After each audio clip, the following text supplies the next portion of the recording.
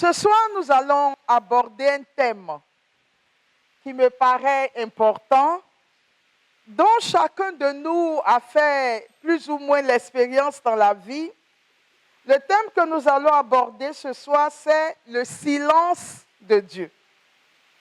Le silence de Dieu. Alors, dans chacune de nos vies, nous avons déjà eu à faire cette expérience. Mais pourquoi est-ce que Dieu est si silencieux? Et cette question, on se la pose souvent dans les moments d'épreuve. Mais je voudrais commencer par voir avec nous, pour entrer dans le vif de ce sujet, je voudrais commencer par aborder le projet de Dieu pour l'homme. Au moment où Dieu crée l'être humain, quel est le projet que Dieu avait dans la vie des hommes? Et la première chose que j'ai envie de dire, c'est que Dieu nous a créés pour que nous soyons heureux. Et je voudrais que chacun retienne cela. Dieu nous a créés afin que nous soyons heureux. Jean chapitre 10, le verset 10. Le voleur ne vient que pour voler, égorger et faire périr. Mais moi, c'est Jésus qui parle. Je suis venu pour que mes brebis aient la vie et aient la vie en surabondance.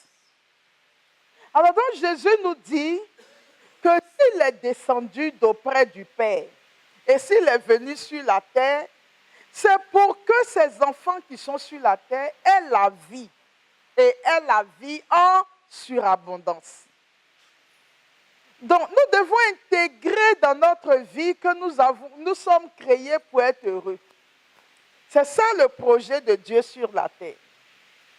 Et en Jérémie, le chapitre 29, le verset 11, Jérémie 29, verset 11, Jésus dit ceci, Dieu parle par la bouche du prophète en disant ceci, « Car moi, je connais les pensées que je forme à votre sujet. » Dieu dit au sujet de ses enfants qu'il a des pensées. Il a un désir, il a un projet qu'il veut exécuter dans la vie de ses enfants. Et il dit, je connais les pensées que je forme à votre sujet, parole du Seigneur. Il dit, les pensées que j'ai en moi en tant que Dieu, c'est que vis-à-vis de vous, ce sont des pensées de paix et non de malheur.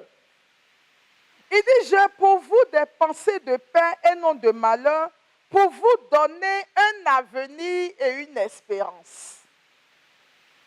Donc le Seigneur dit, quand tu es enfant de Dieu et que tu marches sur la terre des hommes, tu dois être dans une dynamique d'avoir une espérance en toi. Il y a un avenir pour toi. Ne commence pas à te voir comme quelqu'un qui n'a pas d'avenir, quelqu'un pour qui rien ne va, quelqu'un que la maladie cloue à terre, quelqu'un que la mort étreint. Le Seigneur dit, j'ai des pensées que je formule pour toi. Ce sont des pensées de paix et non de malheur, pour te donner un avenir et une espérance. Je croyais que quelqu'un allait dire Amen. Donc nous, les enfants de Dieu, nous devons marcher avec assurance parce que notre Dieu a pour nous un avenir, parce que notre Dieu veut que nous vivions dans l'espérance d'un bonheur et non des pensées de malheur. Dieu n'a pas prévu pour toi des pensées de malheur. Pourquoi est-ce que tu veux t'installer dans les pensées de malheur? Je parle à quelqu'un. Maintenant que nous avons vu quel est réellement le projet et la pensée de Dieu pour nous, la question fondamentale qu'il faut se poser, c'est comment est-ce que ce bonheur se matérialise? Parce que nous sommes en Dieu, mais dans notre quotidien, nous faisons l'expérience parfois des malheurs, nous faisons l'expérience de la misère. Comment est-ce que ce bonheur que le Seigneur nous promet se matérialise en général? L'auteur du livre du Deutéronome rejoint notre pensée. La plupart des hommes ont leur vision du bonheur. Et la vision du bonheur qu'ils ont, ça ne vient pas d'eux d'abord. C'est depuis la parole de Dieu dans l'Ancien Testament, beaucoup de gens voyaient les choses comme nous. L'auteur du livre du Deutéronome au chapitre 28, c'est tellement long. Alors je vais juste citer quelques exemples à l'intérieur. Deutéronome 28, versets 1 à 69. Il est dit: si tu écoutes attentivement la voix du Seigneur ton Dieu, si tu veilles à mettre en pratique tous ces commandements que moi je te donne aujourd'hui, alors, donc, l'auteur du livre du Deutéronome dit, le bonheur que Dieu a promis nous donner est conditionné par quelque chose. Pour que tu puisses jouir de ce bonheur, il y a une condition à remplir. Et quelle est cette condition? La condition, c'est que tu écoutes attentivement la voix du Seigneur ton Dieu et que tu veilles à mettre en pratique les commandements que Dieu te donne. Alors, quand Jésus vient et qu'il dit « Je suis venu pour que vous ayez la vie et que vous l'ayez en surabondance », les hommes ont tendance à penser que dès l'instant où j'ai accepté Jésus comme mon Seigneur et mon Sauveur, donc la vie et l'abondance de vie qu'il me promet, je dois l'avoir automatiquement. Mais l'auteur du livre du Deutéronome dit, ce bonheur tu l'auras, mais ce bonheur est conditionné par quelque chose. C'est d'écouter attentivement la voix du Seigneur ton Dieu et de veiller à mettre en pratique les commandements que Dieu te donne. Et si tu le fais, le Seigneur ton Dieu te placera en haut de toutes les nations de la terre. Toutes les bénédictions que voici viendront vers toi et t'atteindront. Parce que tu auras écouté la voix du Seigneur ton Dieu. On dit, béni seras-tu dans la ville. Béni seras-tu dans les champs. Bénis seront le fruit de tes entrailles, tes enfants. De ton sol, tout ce que tu planteras. De ton bétail, tout ce que tu auras à faire comme élevage. Tes vaches seront pleines et tes brebis seront maigres. Bénis seront ton panier et ta huche à pain. Alors, si vous lisez ce texte, vous allez voir que tant que tu écoutes la parole de Dieu et que tu la mets en pratique, toutes les bénédictions sont à tes portées. La maladie ne t'atteindra pas. La mort sera rare dans ta famille. L'auteur du livre du Deutéronome décrit toutes les bénédictions qui vont, comme disait un frère de notre communauté, les bénédictions me persécutent. C'est-à-dire, les bénédictions courent après toi. C'est ce que l'auteur du livre du Deutéronome dit, que si tu mets tout ça en pratique, tu seras béni dans tes allées et dans tes venues. Tout sol que ton pied foulera sera béni. Tout ce que ta main touchera sera béni. Voici ce que nous dit le livre du Deutéronome. Et le livre continue en disant, par contre, si tu ne mets pas en pratique les paroles du Seigneur ton Dieu, le malheur te visitera. La maladie sera ton lot quotidien. L'échec, la malédiction, la sécheresse. C'est-à-dire, partout où tu passeras, ça sera de l'aridité. Tu ne connaîtras pas le bonheur que Dieu a promis. Voilà ce que Deutéronome chapitre 28, c'est un texte qui est très long, versets 1 à 69 nous dit que la bénédiction promise par notre Seigneur Jésus-Christ, c'est une bénédiction qui est liée au fait d'écouter attentivement la parole de Dieu et de la mettre en pratique. Sur cette base donc, on pourrait se dire que sur la terre, toutes les personnes qui écoutent la parole de Dieu, qui la mettent en pratique, ce sont des personnes qui doivent déborder de vie, de bénédiction et d'espoir. Et toutes les personnes qui n'écoutent pas la parole de Dieu, ce sont les personnes qui doivent connaître les échecs, l'humiliation, la malédiction, la maladie et la mort. Sur la base du passage que nous venons de lire. Maintenant, la question que je voudrais nous poser pour nous qui sommes en présentiel ou pour nos frères et sœurs qui sont en ligne, est-ce que nous avons le sentiment que dans notre vécu quotidien, à partir de notre propre vie et à partir du témoignage que nous avons de ceux qui nous entourent, est-ce que nous avons le sentiment que cette vérité dont parle, cette réalité dont parle l'auteur du livre du Deutéronome est vraie? Est-ce que nous avons le sentiment que tous ceux qui suivent le Seigneur sont vraiment bénis dans toute leur vie, dans tous les aspects de leur vie, et ceux qui ne suivent pas le Seigneur sont dans la malédiction et l'échec? Est-ce que nous avons ce sentiment? On n'a pas ce sentiment. Les païens prospèrent. Et parfois, ce sont les chrétiens même qui ont des difficultés. Donc, on a le sentiment que ce dont parle l'auteur du livre du Deutéronome n'est pas tout à fait vrai dans notre vécu quotidien. La question fondamentale va donc être, et on a un exemple palpable dans la Bible. C'est le cas de Job, dans le livre de Job. D'accord? Allons lire ce passage. On va juste lire le premier chapitre. Job chapitre 1, verset 1 à 22. C'est un peu long, mais c'est agréable à entendre. Il était une fois au pays de Our un homme appelé Job. Donnez-moi une minute, s'il vous plaît.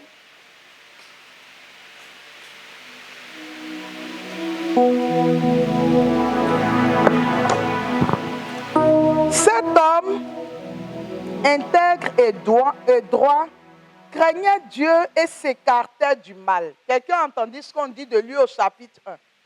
Il craignait Dieu. Et il faisait quoi encore? Il s'écartait du mal. 7 fils et 3 filles lui étaient nés. Il avait un troupeau de 7000 brebis. On parle bien de 7000 brebis. 3000 chameaux. 500 paires de bœufs. 500 ânesses. Et il possédait un grand nombre de serviteurs. Cet homme était le plus riche de tous les fils de l'Orient. D'accord? Donc, quand on regarde les chapitres 1, les versets 1 à 3, on peut dire que ce que l'auteur du livre de Deutéronome dit s'appliquait à Job. C'était quelqu'un qui craignait Dieu, qui marchait selon la parole de Dieu, et Job était béni.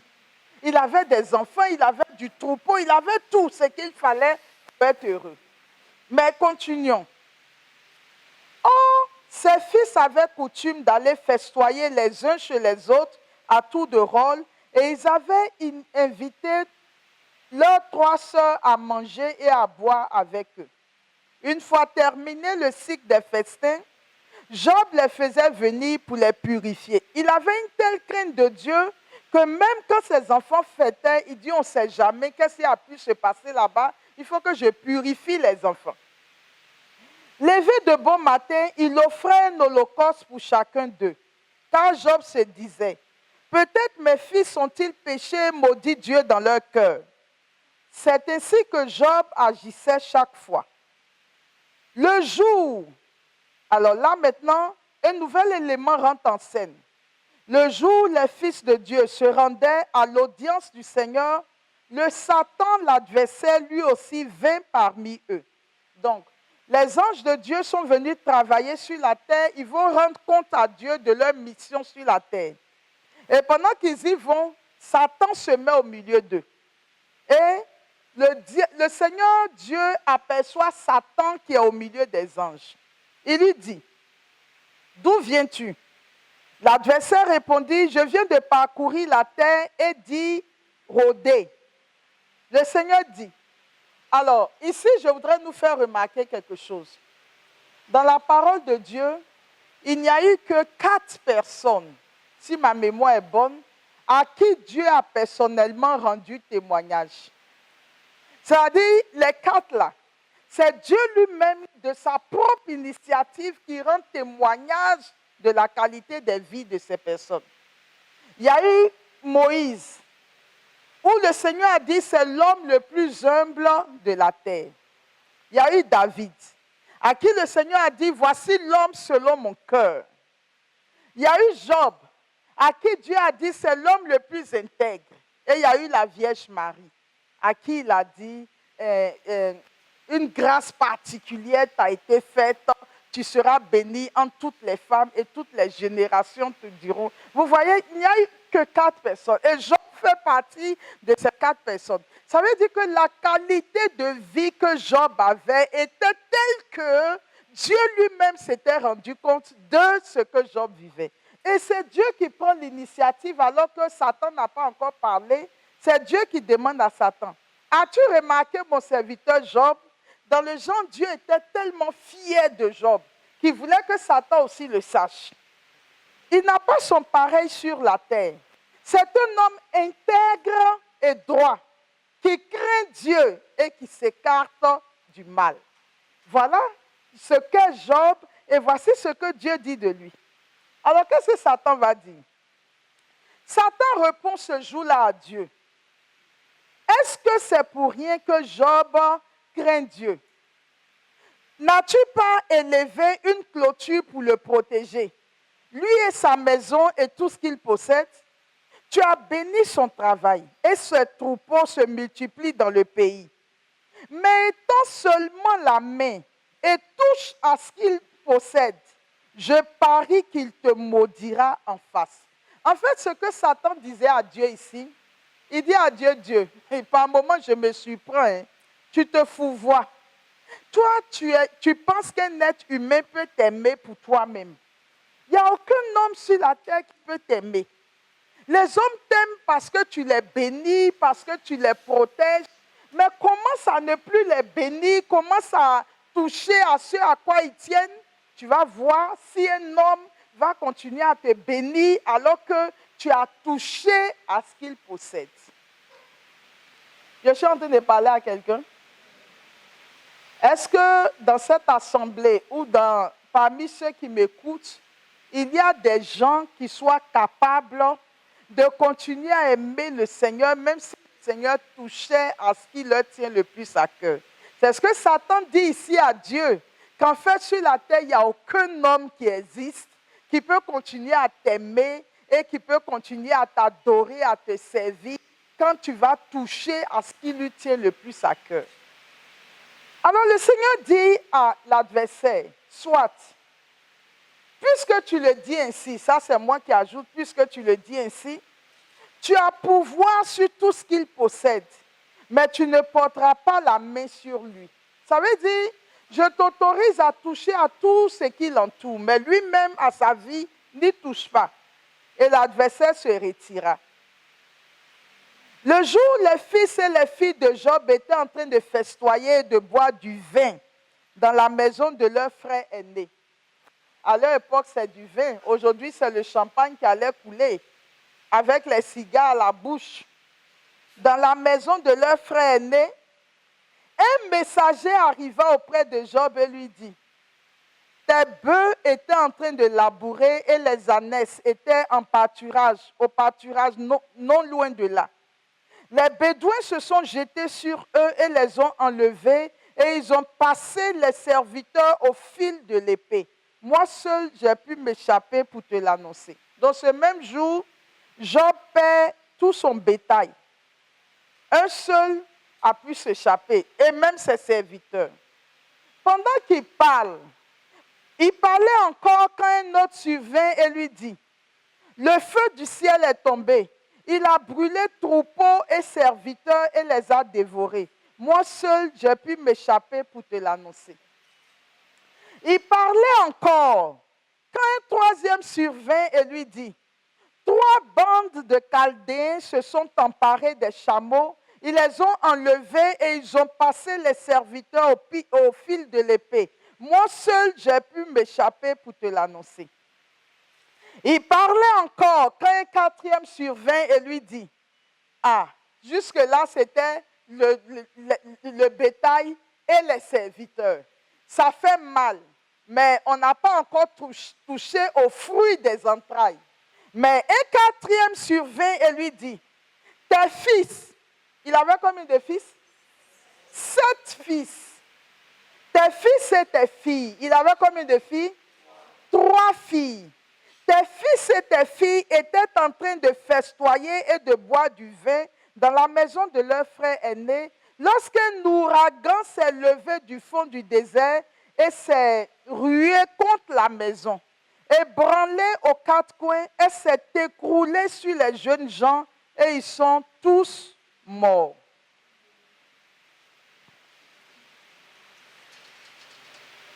Ça veut dire qu'en un instant, il a perdu ses 10 enfants. Job était quelqu'un comme nous, qui aimait ses enfants comme nous. En un instant, les 10 sont partis. Et le serviteur dit, moi seul, j'ai pu m'échapper pour te l'annoncer. À ce moment-là, Job s'élève, il déchira son manteau et se rasa la tête. Il se jeta à terre et se prosterna. Du fond de son cœur, c'est à ce moment, puisque Job ne savait pas quel était le dialogue qui avait eu lieu entre Dieu et Satan le concernant.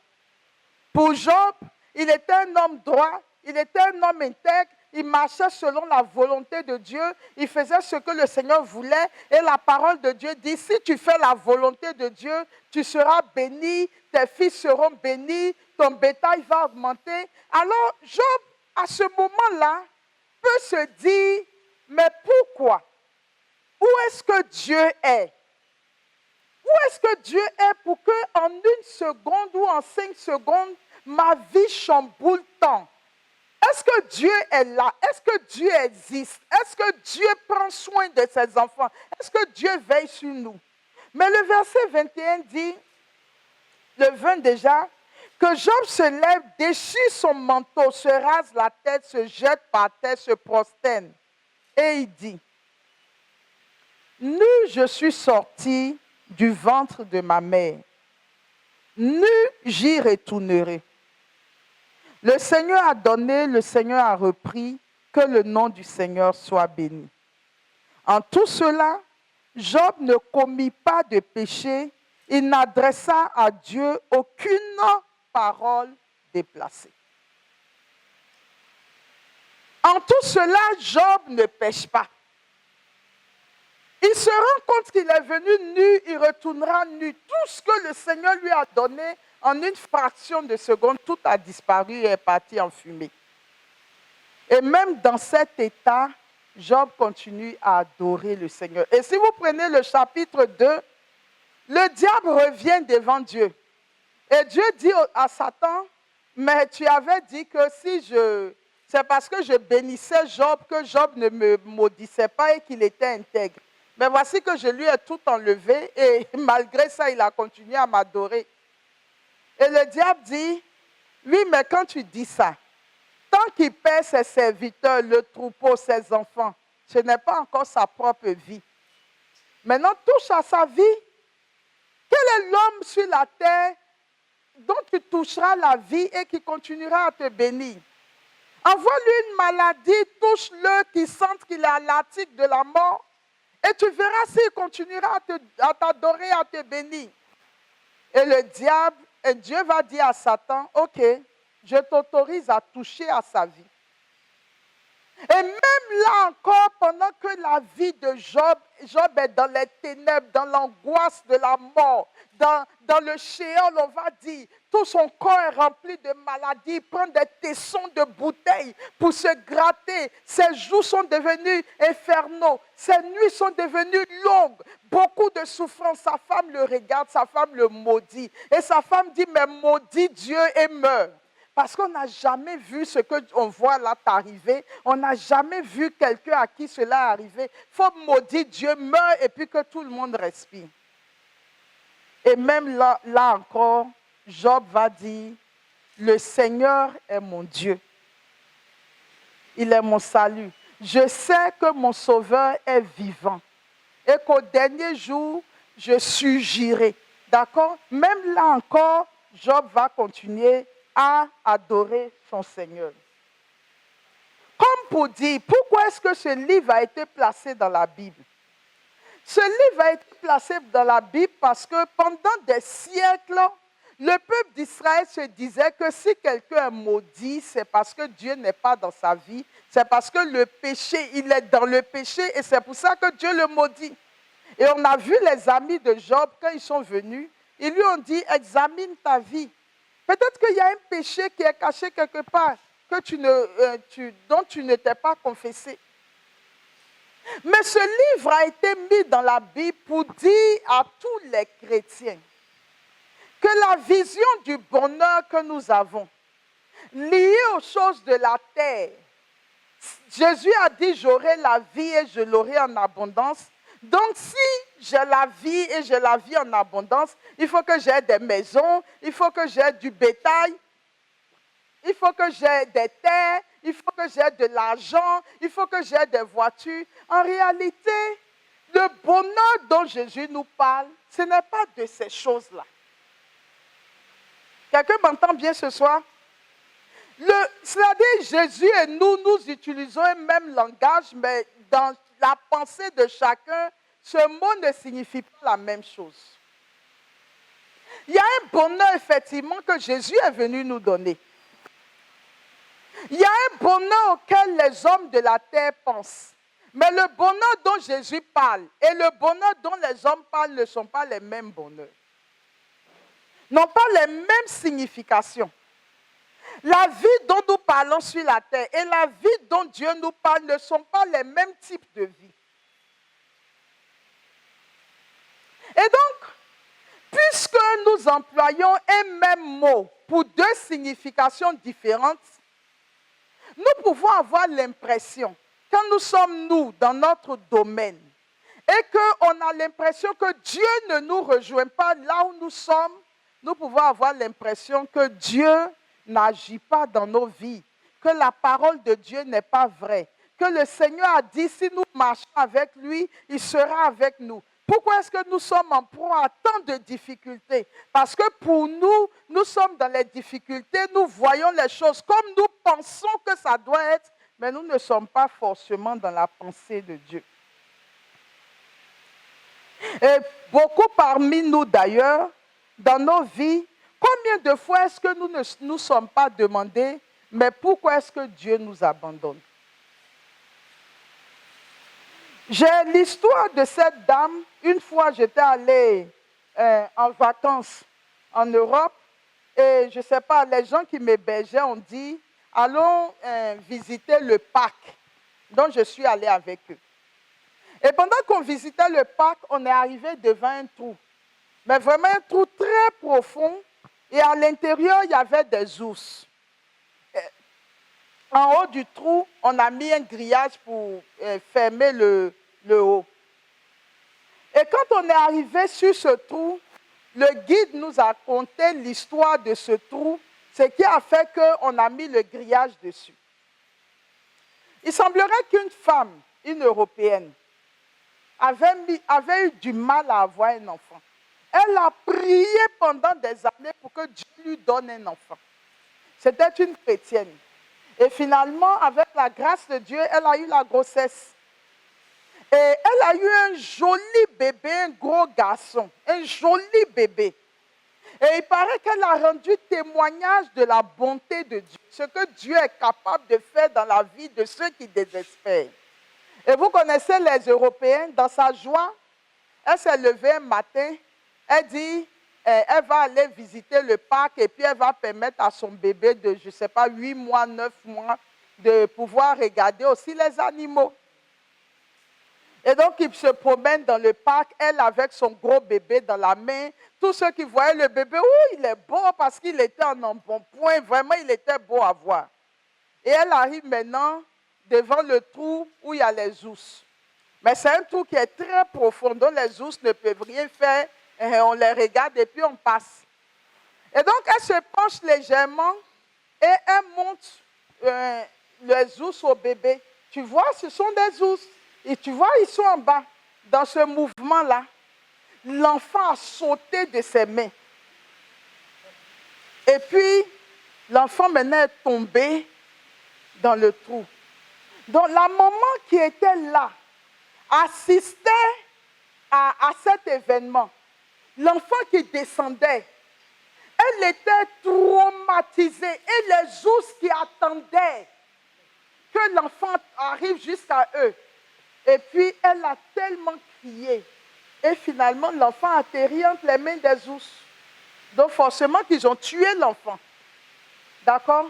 Et le guide disait qu'on n'a pas pu aider la femme. La seule question qu'elle se posait, Seigneur, où étais-tu? Tu m'as aidé. J'ai crié à toi, tu m'as aidé. Je t'ai donné ma vie. Je t'ai rendu témoignage. J'ai rendu grâce. Seigneur, où était... Donc, ils ont tout fait. Les psychologues, les prêtres, et tous ceux qui pouvaient aider cette femme, ils n'ont pas pu rattraper la vie de cette femme. Jusqu'à ce qu'elle tombe dans une dépression et que finalement elle perde la vie. C'est dans ce moment-là qu'on peut se demander, mais Seigneur, pourquoi est-ce que tu m'abandonnes?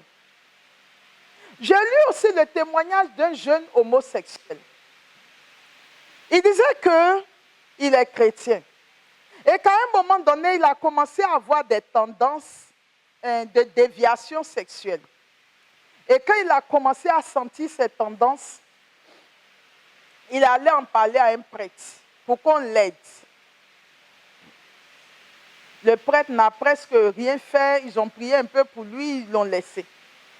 Il est allé voir les psychologues, il est allé voir des pasteurs, il s'est mis à genoux, il a fait des temps de jeûne et de prière, il a fait des rosaires, il est allé à Lourdes. Sa seule prière, aidez-moi mon Dieu, je ne veux pas tomber dans cette déviation d'orientation sexuelle. Il dit, il a tout fait, ça venait de plus en plus. Il est même allé voir les médecins. Il dit, ils lui ont mis des électrochocs. Chaque fois qu'il a un désir pour un homme, on lui envoie des ondes pour qu'il puisse. Il dit, il a fait tout ça.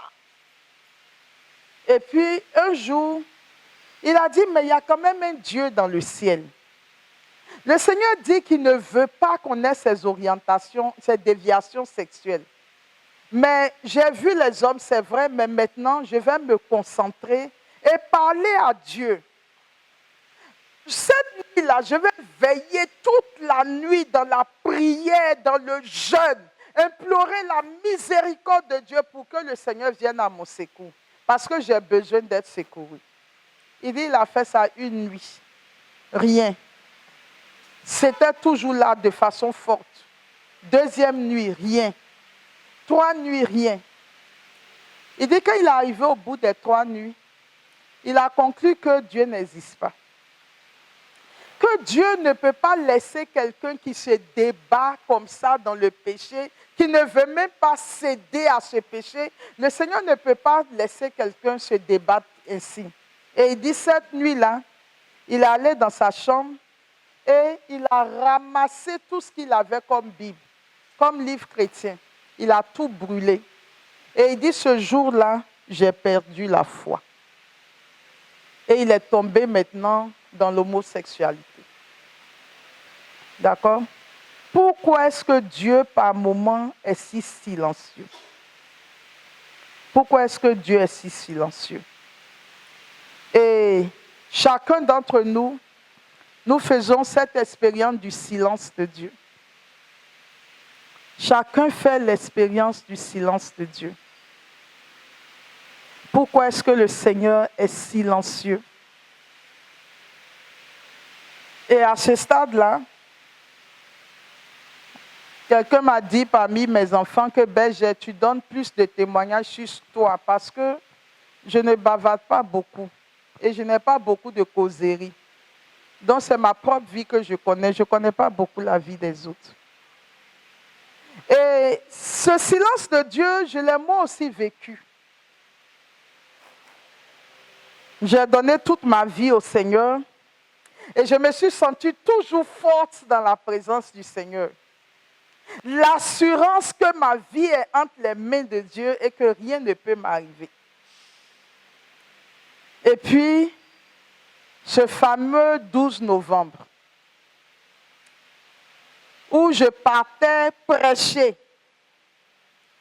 à Yamoussoukro. Pour vous qui nous suivez en ligne, c'est une ville de la Côte d'Ivoire, au centre du pays. C'est bien le centre, Yamoussoukro. Et ce jour-là, je partais prêcher sur Saint-Joseph.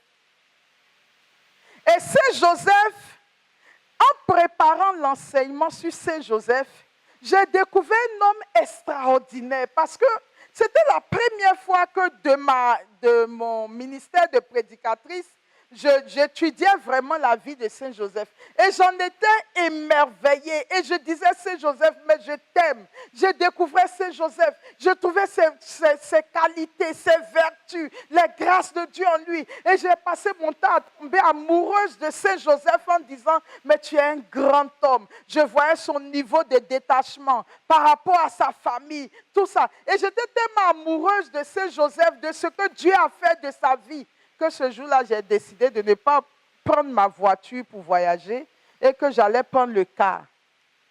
Le car, parce que dans le car, je ne suis pas en train de conduire, j'ai le temps de me poser, de continuer ma méditation, de faire mon rosaire. Et pour la première fois, j'ai décidé de prendre le car.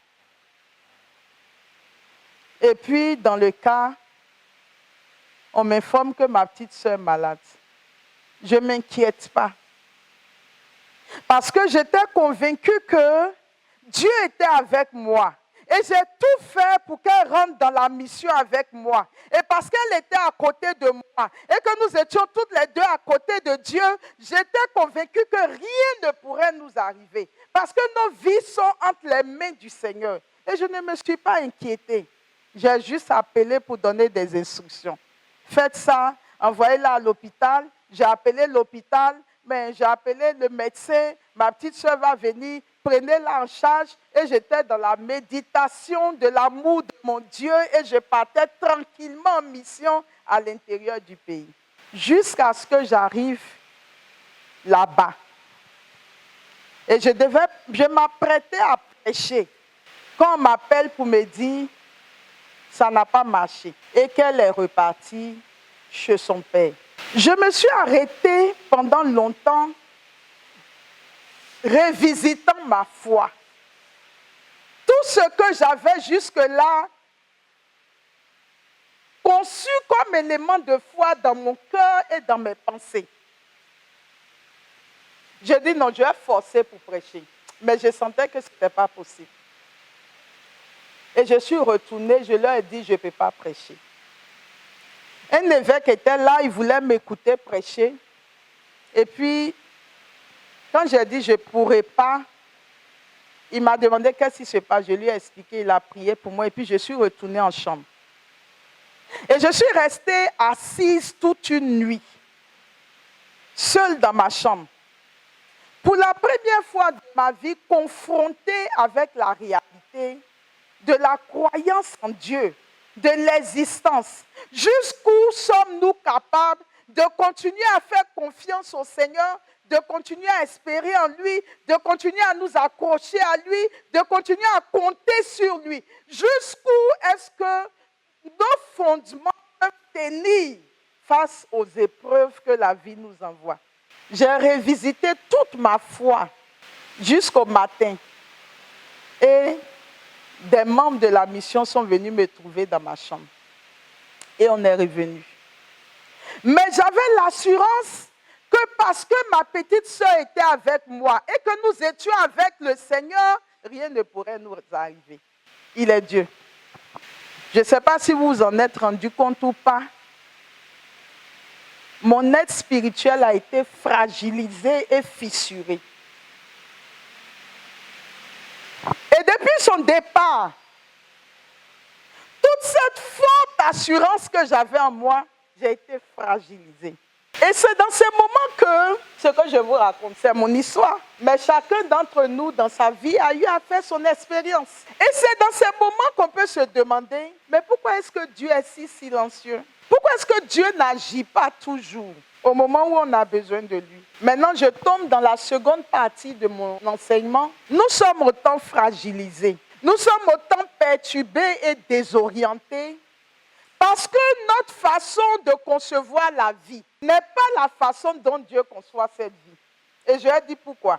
Et donc, j'ai intitulé cette deuxième partie « Le changement de paradigme ». Paradigme, c'est comment est-ce que tu perçois les choses, comment est-ce que tu vois les choses, comment est-ce que tu comprends les choses.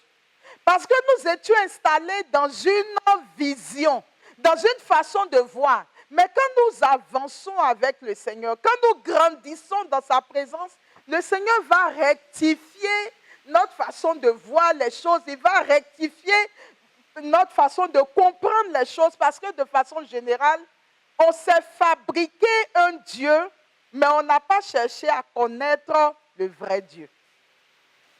Quelqu'un me suit ce soir? On s'est fabriqué le Dieu en qui nous croyons, mais on n'a pas cherché à connaître le vrai Dieu. Alors, la question que je voudrais nous poser dans le changement de paradigme, quel Dieu adorons-nous? Quel Dieu adorons-nous? Est-ce que c'est le vrai Dieu tel qu'il est ou c'est le Dieu que nous nous sommes fabriqués?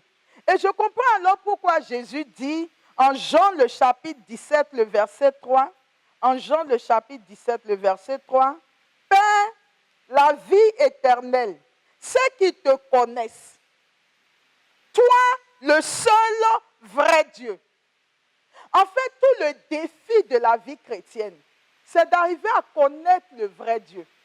Pas le Dieu qu'on s'est fabriqué, pas le Dieu qu'on pense qu'il est Dieu, mais le vrai Dieu. Jésus dit, quand quelqu'un a connu le vrai Dieu, c'est qu'il a la vie éternelle. Est-ce que vous comprenez quelque chose? Oh Père, Jean 17, 3, la vie éternelle, c'est qu'ils te connaissent, toi, le seul vrai Dieu, et celui que tu as envoyé, Jésus-Christ. Donc ça veut dire que dans notre marche à la suite du Christ, on peut se fabriquer un Dieu. On pense qu'on est en train d'adorer le Dieu d'Israël. On pense qu'on est en train d'adorer notre Seigneur Jésus-Christ. Mais en réalité, ce n'est pas lui. C'est une idole. Nous sommes des idolâtres. Nous fabriquons Dieu selon ce que nous voulons que Dieu soit. Mais le seul vrai Dieu, c'est par grâce. C'est le Seigneur qui nous donne de le découvrir. Et parfois, c'est au détour de telles épreuves où toute ta foi et ta vie sont chamboulées, que tu te poses les vraies questions. Qui es-tu, Seigneur? Je voudrais te connaître. Et arriver à le connaître, c'est vraiment ça la vie éternelle. Si tu as rencontré le vrai Dieu, tu es déjà dans l'éternité.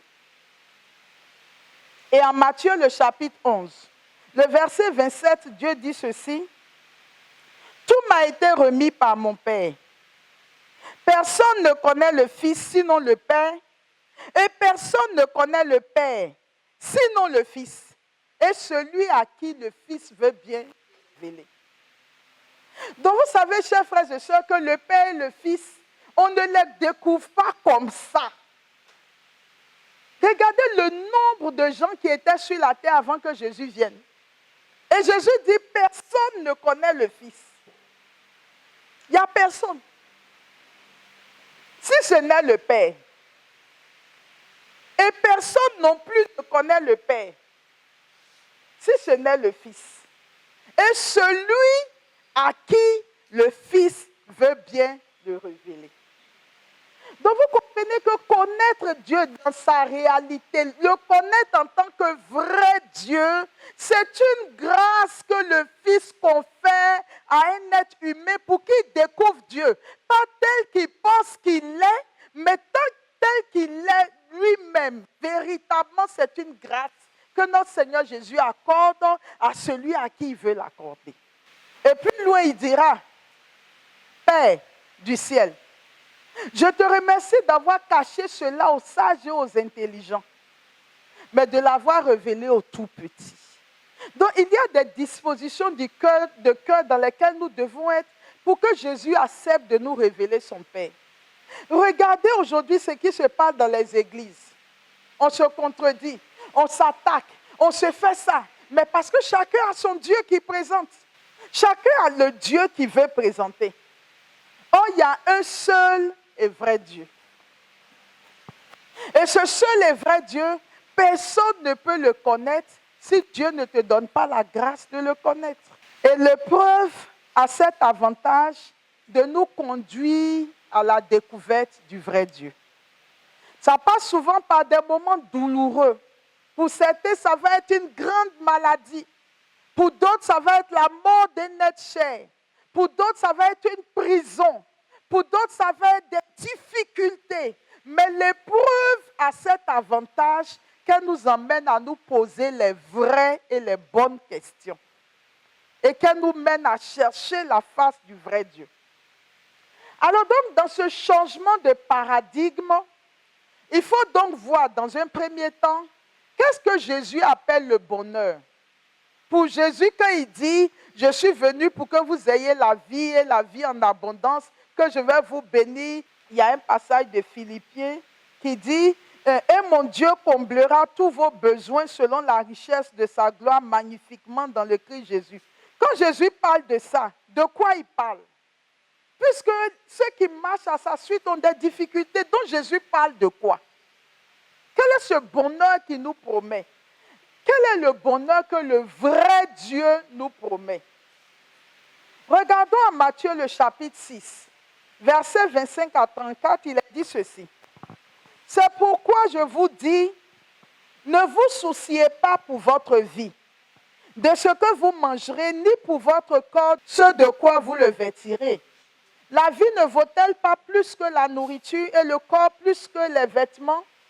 Regardez les oiseaux du ciel, ils ne font ni semaille ni moisson, ils n'amassent pas dans les greniers et votre Père céleste les nourrit. Vous-même ne valez-vous pas beaucoup plus que... Qui d'entre vous, en se faisant du souci, peut ajouter une coudée à la longueur de sa vie? Et au sujet des vêtements, pourquoi se faire tant de soucis? Observez comment poussent les lys des champs. Ils ne travaillent pas, ils ne filent pas. Or, je vous dis que Salomon lui-même, dans toute sa gloire, n'était pas habillé comme l'un d'entre eux. Si Dieu donne un tel vêtement à l'herbe des champs, qui est aujourd'hui et qui demain sera jeté au feu, ne fera-t-il pas bien davantage pour vous, hommes de peu de foi? Ne vous faites donc pas tant de soucis. Ne dites pas qu'allons-nous manger, ou bien qu'allons-nous boire, ou encore avec quoi allons-nous nous vêtir. Tout cela, les païens le recherchent. Les païens le recherchent. Mais votre Père céleste sait que vous en avez besoin. Donc c'est Jésus qui parle ici.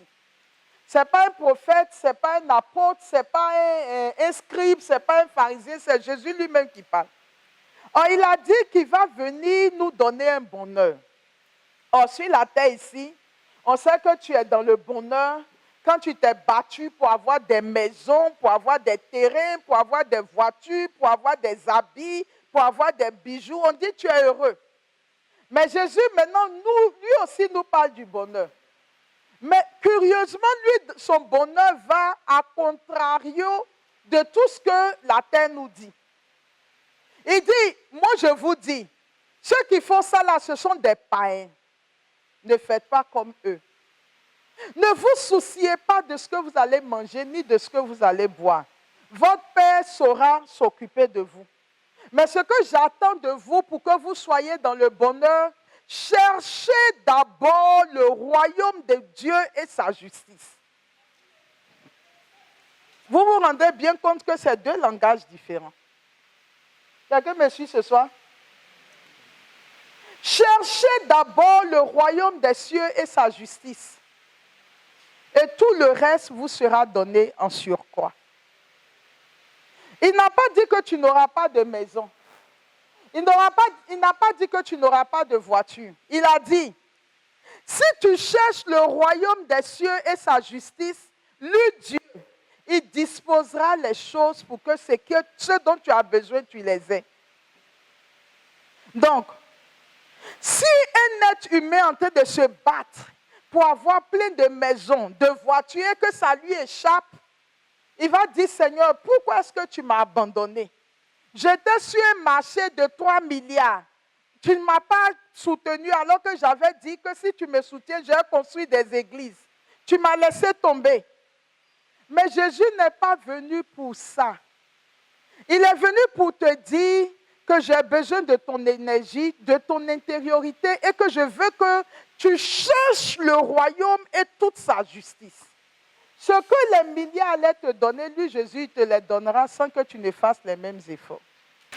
Alors, la vie que Dieu donne, c'est une vie qui nous met dans la paix, dans une paix profonde, dans un bonheur intérieur que les choses dont nous venons de parler ne peuvent pas donner.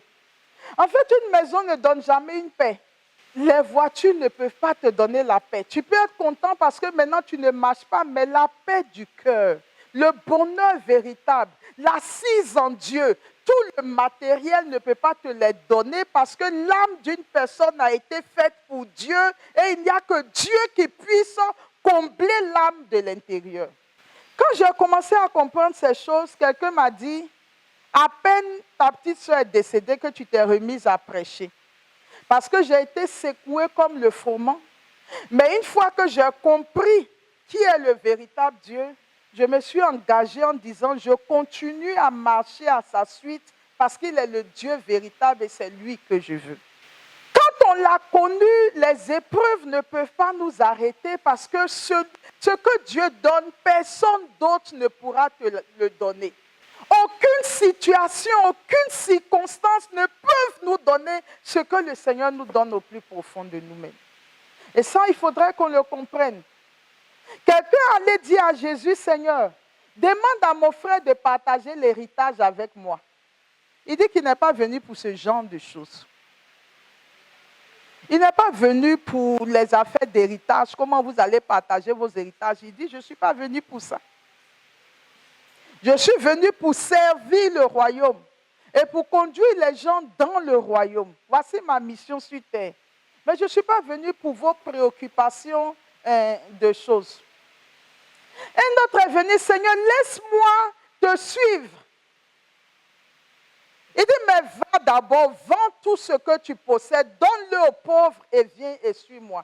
Donc, il y a un bonheur que Dieu a prévu pour nous, mais dans la pensée de Dieu, ce bonheur n'est pas lié à ce que nous possédons, mais c'est une rencontre véritable. C'est une véritable relation. C'est quelque chose de plus profond, de plus enraciné qui n'est pas lié aux circonstances de la vie. Je voudrais nous donner, ce soir je n'ai pas de portable, je ne sais pas quelle heure il est. Je voudrais partir de la Bible pour donner 2 exemples. C'est l'histoire de David. David était roi. David était riche. Il avait décidé, parce qu'il était dans une maison de cèdre, il a décidé de construire le temple du Seigneur. Il en a parlé au prophète Nathan qui lui en a donné l'autorisation. Et puis finalement, Dieu parle à Nathan en disant, ce n'est pas David qui va construire le temple, mais c'est son fils. Et David donc ramasse ce qu'il avait pour donner à Salomon qui doit construire le temple. 1 Chronique 22, 14 à 16. David dit ceci. Voici que dans ma peine, j'ai pu mettre de côté pour la maison du Seigneur 100 000 talents d'or, 1 million de talents d'argent et une telle quantité de bronze et de fer qu'on ne peut pas les peser. J'ai aussi entreposé du bois et des pierres, et tu en ajouteras encore. Tu as avec toi de nombreux artisans, ouvriers pour les carrières, ouvriers de la pierre et du bois, tous habiles pour tous les ouvrages. Quant à l'or, à l'argent, au bronze et au fer, on ne saurait les compter. Ça, c'est le patrimoine de David. Il dit donc à Salomon, lève-toi au travail et que le Seigneur soit avec toi. David, il dit, l'argent qu'il a, l'or qu'il a, c'est-à-dire tout ça, on ne peut pas compter. Donc, David était très riche. Mais dans le psaume 19, du verset 8 à 12, il dit ceci. Il parle maintenant de la parole de Dieu. La loi du Seigneur est parfaite qui redonne vie. Je prends juste le verset 11. Il dit, en parlant de la parole de Dieu, plus désirable que l'or, d'une masse d'or fin, plus savoureuse que le miel qui coule des rayons. Il parle de la parole de Dieu. Et le verset 72, il dit, mon bonheur, c'est la loi de ta bouche, plus que les millions d'or et d'argent. Mon bonheur, c'est ta parole, plus que les millions d'or et d'argent. Alors tout à l'heure, je disais que en réalité, c'est le Seigneur qui nous révèle les mystères du royaume. Un être humain de lui-même ne peut pas découvrir cette grâce. Il n'est pas capable de voir la parole de Dieu et préférer la parole de Dieu à tout l'argent du monde et à tout l'or du monde. C'est Jésus qui accorde cette grâce à une âme. Si Dieu ne t'a pas accordé cette grâce, tu ne pourras pas prendre la parole de Dieu comme la chose la plus précieuse du monde. Or, le colloque de Jean nous dit, Jean chapitre 1, verset 1, au commencement était la parole et la parole était avec Dieu et la parole était Dieu. Donc, il y a une rencontre mystique que le vrai Dieu accorde à certains de ses enfants qui découvrent l'immensité, le bonheur, la richesse, la gloire qui se trouve dans la présence de Dieu et que rien sur la terre ni aucune relation ne peuvent procurer. C'est une grâce que Dieu accorde. Souvent quand je suis assise, je dis au Seigneur, Seigneur, je te dis merci. Parce que je vais vous dire la vérité. La mission a besoin de moyens pour évoluer. Je n'ai pas de maison. C'est quelqu'un qui a eu pitié de moi pour me donner une voiture. Sinon, je ne peux même pas m'offrir une voiture. Je n'ai aucun bien. Mais je dis souvent à Dieu, Seigneur, qu'est-ce que le monde a à m'offrir? C'est-à-dire, je regarde tout ce qui se passe sur la terre. Et puis je demande, dans tout ce qui se passe là, qu'est-ce que le monde peut m'offrir aujourd'hui? Je regarde, j'analyse, il n'y a rien, absolument rien qui m'intéresse. Tout ce à quoi j'aspire, comment grandir dans la présence de Dieu? Comment aider mes frères et sœurs à comprendre les réalités du monde? Comment pouvons-nous cheminer vers les réalités? Voilà tout ce qui est dans ma tête. Hier ou avant-hier, je disais à une de mes filles, j'ai dit, est-ce que vos amis vous appellent? Elle dit que moi j'aime la solitude. J'ai dit, ne devenez pas comme moi. Parce qu'aujourd'hui, je n'ai aussi pas d'amis. Il n'y a pas quelqu'un qui a s'élevé. C'est-à-dire, si quelqu'un m'appelle dans mon téléphone, si ce n'est pas pour la mission, c'est pour faire écoute spirituelle. Il n'y a pas quelqu'un qui a m'appelé et puis on est là, on cause, on sort, on s'en va quelque part. Il n'y a rien. Mon téléphone, s'il n'y a pas d'écoute spirituelle, mon téléphone peut rester toute une journée sans crépiter. Mais ce qui va être curieux, c'est que je constate simplement que je n'ai pas d'amis, mais ça ne me pose pas de problème. Mais pourquoi? Parce que les préoccupations que j'ai, pour que quelqu'un soit foncièrement mon ami, il faut qu'il soit en train de partager mes préoccupations. Sinon, de quoi allons-nous parler? De l'habit qui est à la mode? De quoi? De quoi? Qu'est-ce qu'on va partager ensemble? Je suis préoccupé par les réalités spirituelles. Je suis angoissé par le visage du monde actuel. Où est-ce que le monde s'en va? Dernièrement, je disais à mes collaborateurs, je m'étonne toujours de voir que les gens sont accrochés au mariage, à l'enfantement, mais quand je sens ce qui se passe dans le monde spirituel, je me dis, mais nous avons besoin de nous lever parce que quelque chose se prépare. Voici ce qui m'angoisse, voici ce qui me préoccupe, voici ce qui me mobilise de l'intérieur. Donc, chers frères et sœurs, il y a une grâce que Dieu donne de détachement et qui nous introduit dans ce que lui, Dieu, appelle le bonheur, mais pas ce que nous pensons être le bonheur sur la terre. Et il y a un passage de la Bible qui dit, Dieu donne aux païens d'amasser et à ses enfants d'en jouir. Le Dieu que nous servons, le vrai Dieu, en fait, c'est un Dieu de providence. Il prend soin de nous à la lettre. Il sait que tu n'as personne, que tu n'as rien, que tu es tout abandonné entre ses mains. Tu prends conscience que toute ta vie tient à un fil qui se trouve entre les mains du Seigneur.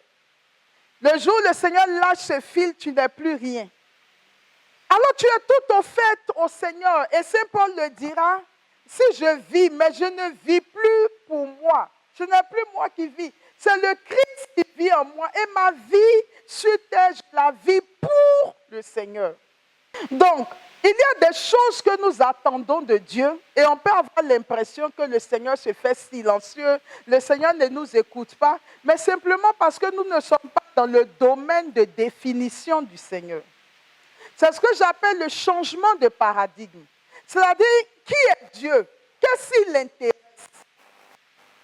Et quand tu es là-bas avec lui, tu es tout au fait entre ses mains et le Seigneur te conduit comme une feuille sur un courant d'eau. Il t'envoie là où il veut, comme il veut. Le roi Salomon a fait la même expérience. Dans Ecclésiaste chapitre 2, versets 4 à 8. J'ai entrepris de grands travaux. Je me suis bâti des maisons et planté des vignes. Je me suis aménagé des jardins et des vergers. J'y ai planté toutes sortes d'arbres fruitiers. J'ai creusé pour moi des bassins dont les eaux irriguent les pépinières. J'ai eu des serviteurs et des servantes, leurs enfants nés dans ma maison, ainsi qu'une abondance de gros et petits bétail, plus que tous mes prédécesseurs à Jérusalem. Oh gloire! Pour lui, ce n'est pas morceau par morceau. Il continue en disant, j'ai encore amassé de l'argent et de l'or, la fortune des rois et des États. J'ai eu des chanteurs et des chanteuses. Tout ça, nous, on n'a jamais eu. Et ce plaisir des fils d'Adam. Une campagne des campagnes. Salomon avait plus de 1000 femmes et concubines. Donc, j'ai l'habitude de dire, si toi, tu passes, c'est 3 ans plus tard que tu dois revenir. Il a eu tout. Mais Salomon lui-même s'est sorti de sa bouche. Quand il a fait toutes ces expériences, sa conclusion, c'était quoi? Vanité des vanités. Tout n'est que vanité. Il faut que Dieu donne une grâce extraordinaire à un être humain pour comprendre que tout ce qu'il y a sur la terre, là, en fait, c'est de la vanité. Mais ça, c'est de l'ordre de la grâce.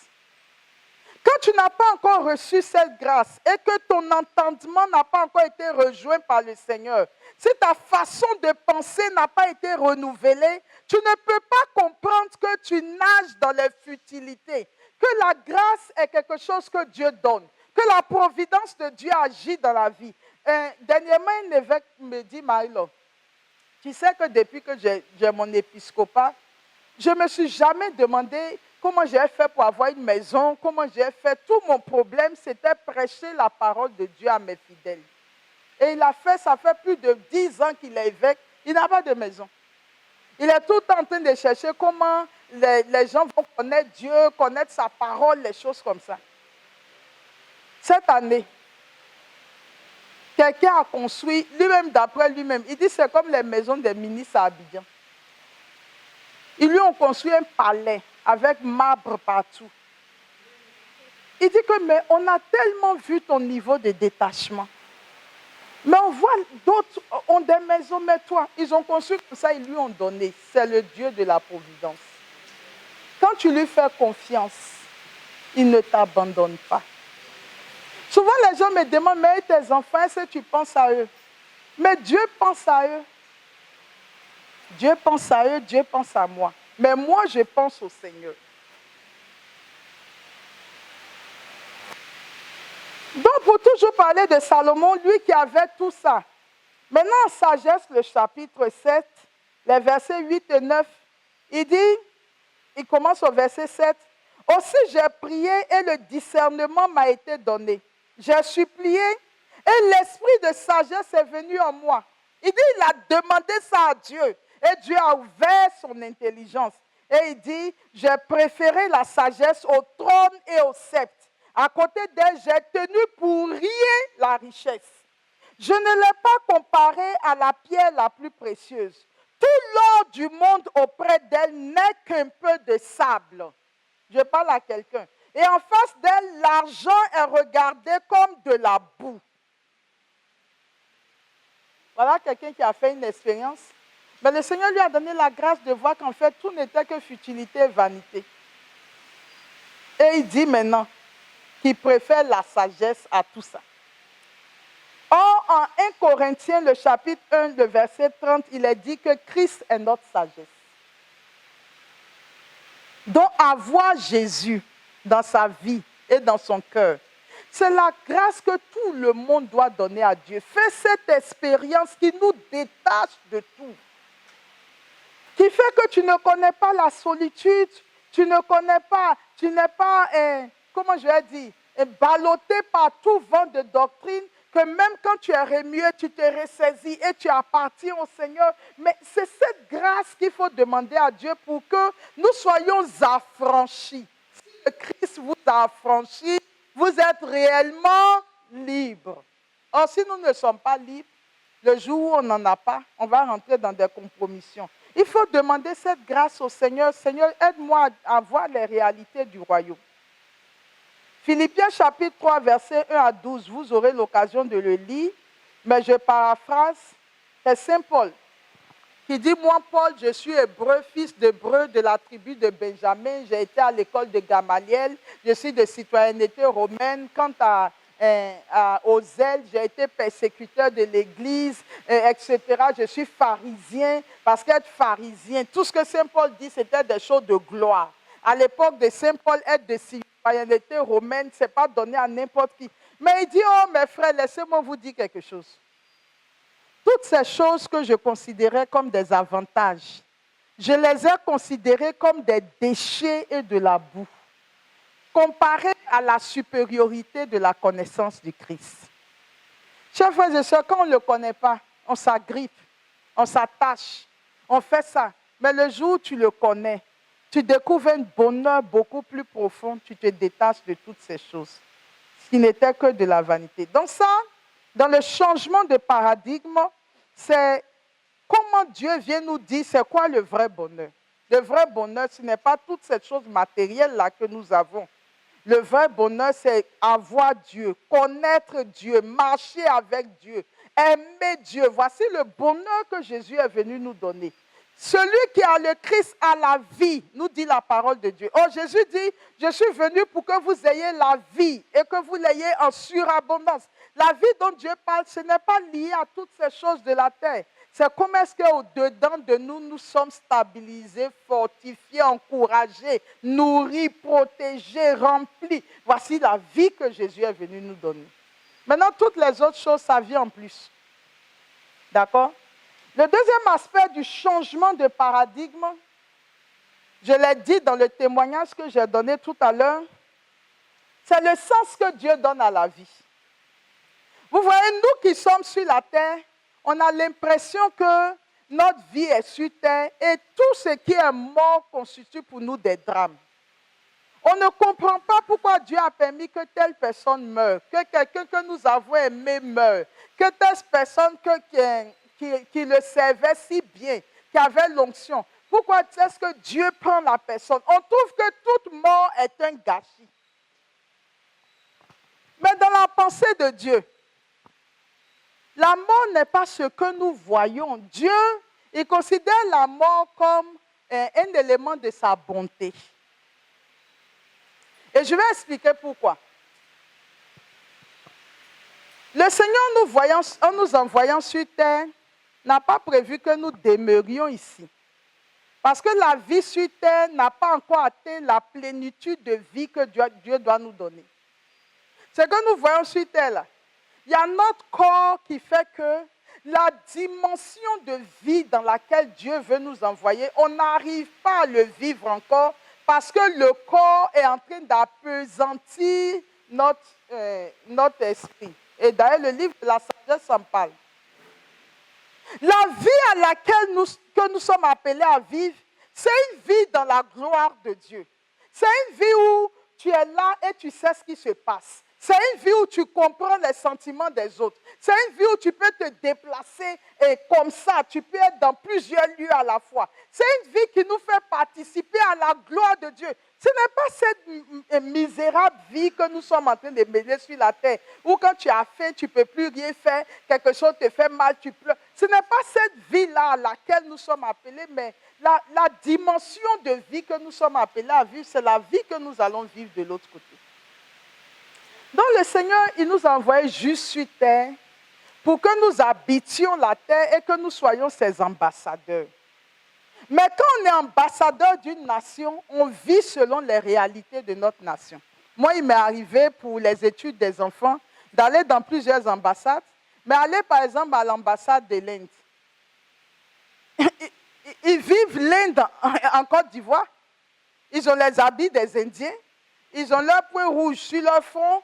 Tout est indien, la décoration est indienne, les habillements sont indiens, la façon de faire, d'être, c'est indien, mais pourtant ils sont en Côte d'Ivoire.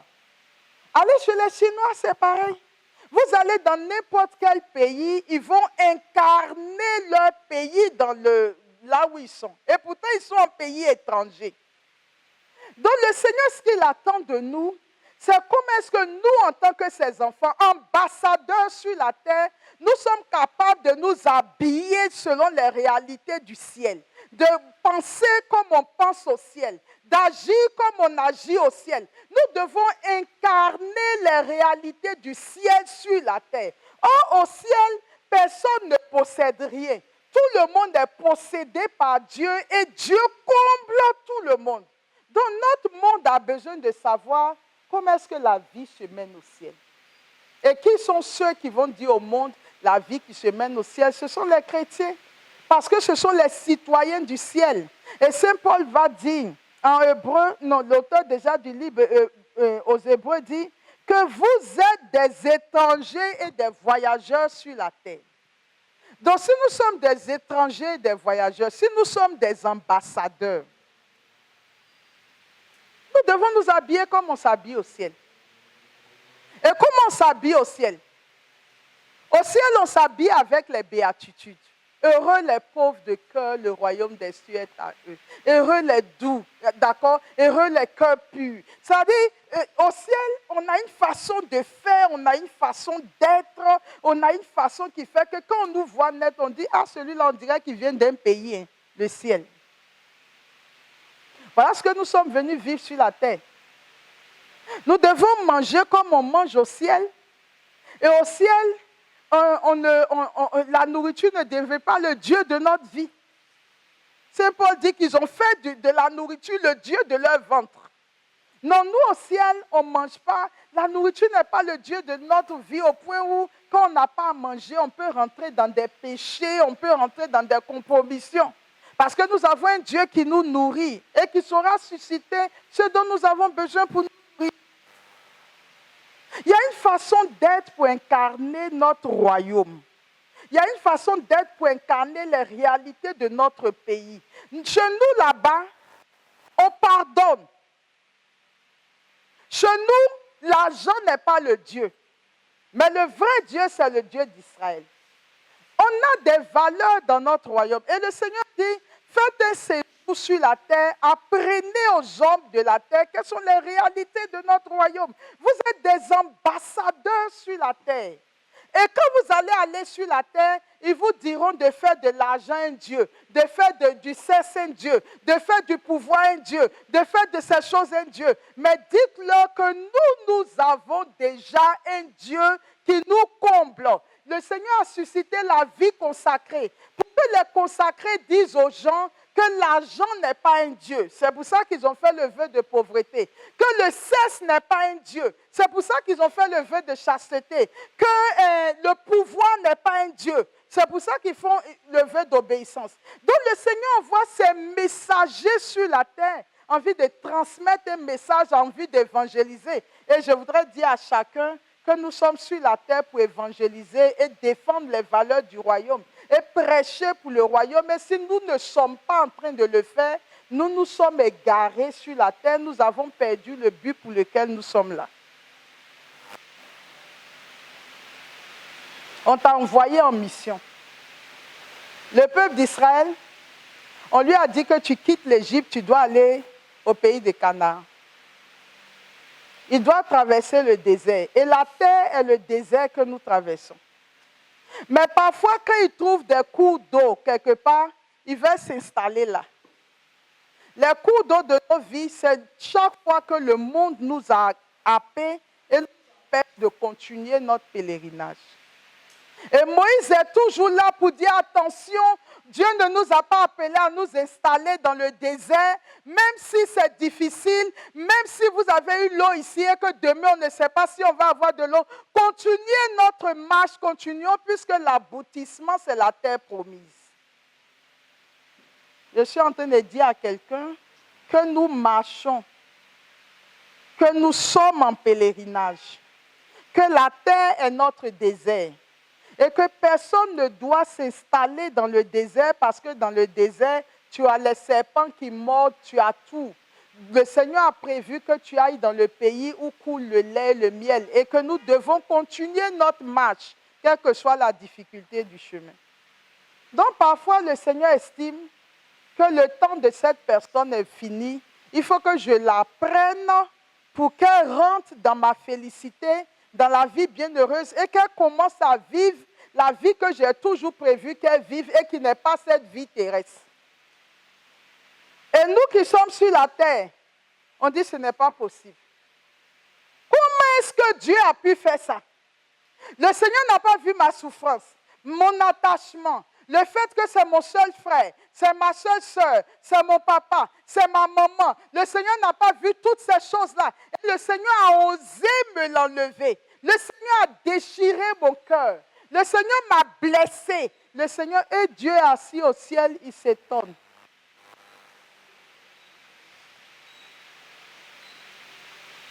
Quelqu'un peut dire à son voisin, Dieu s'étonne.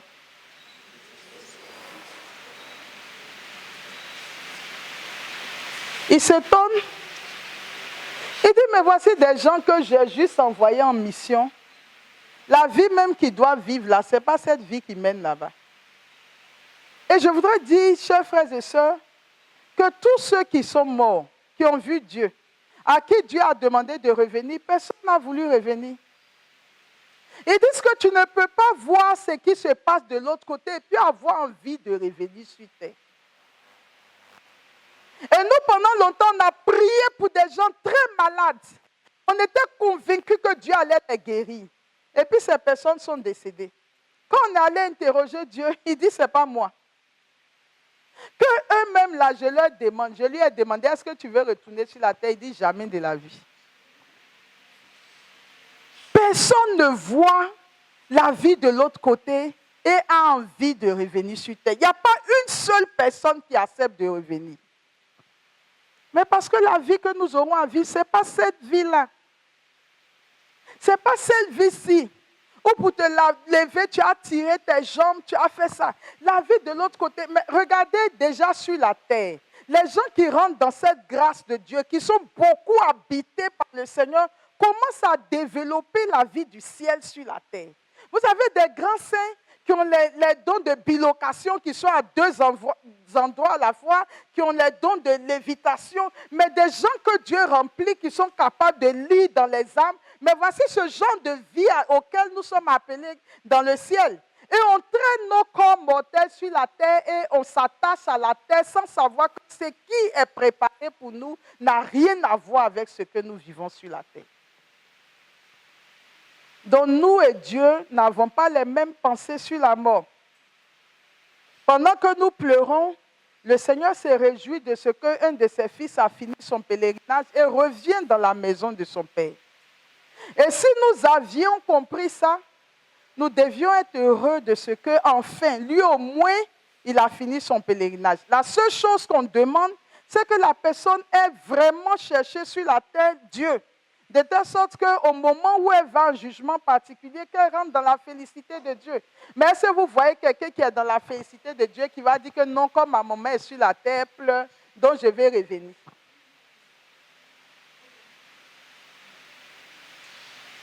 Nous vivons sur la terre avec les 3 vertus théologales. La foi. La foi que le Dieu que nous ne voyons pas, que nous n'entendons pas toujours, nous savons quand même qu'il existe et que c'est lui qui conduit nos vies. L'espérance, qu'au moment où le Seigneur nous rappellera auprès de lui, nous le verrons face à face, comme dit Job dans sa félicité céleste. Et enfin, la charité, ce Dieu que nous avons aimé toute notre vie, c'est lui que nous voulons rencontrer. Donc, chers frères et sœurs, nous avons besoin de revoir l'image que nous avons de Dieu. Et nous rendre compte qu'on n'est pas venu s'installer ici. Mais c'est pour ça que quand on est sur la terre, qu'on veut avoir plein de biens, Dieu s'étonne. Il dit, aïe, on peut être dans un désert qu'on traverse et puis mettre autant de choses qui vont rester longtemps là, alors que toi-même, du jour au lendemain, tu es déjà parti.